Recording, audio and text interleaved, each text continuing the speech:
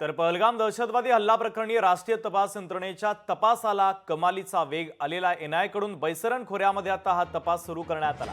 तर एनआयने Baisaran खोऱ्याचं 3D mapping देखील केलं। तर एनआय कडून संशयितांची आता कसून चौकशी देखील सुरू करण्यात आलेली आहे। दरम्यान एनआयने आतापर्यंत जो तपास केलेला आहे त्याचा तपशील आपण ग्राफिक्सच्या माध्यमातून पाहूयात।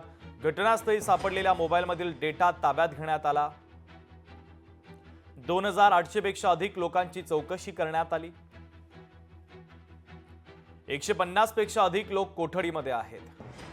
40 पेक्षा अधिक काडतुसं फॉरेन्सिक विभागाकडे पाठवण्यात आली आहेत। फोटोग्राफर, हॉटेल मालक, दुकानदारांचे जबाब नोंदवण्यात आले।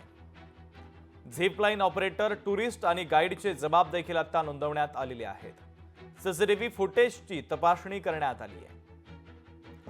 दहशतवाद्यांनी रेकी केलेल्या ठिकाणांची देखील ओळख पटलेली आहे। हुर्रियत जमाते इस्लामी संघटनेच्या संबंधित ठिकाणं आहेत।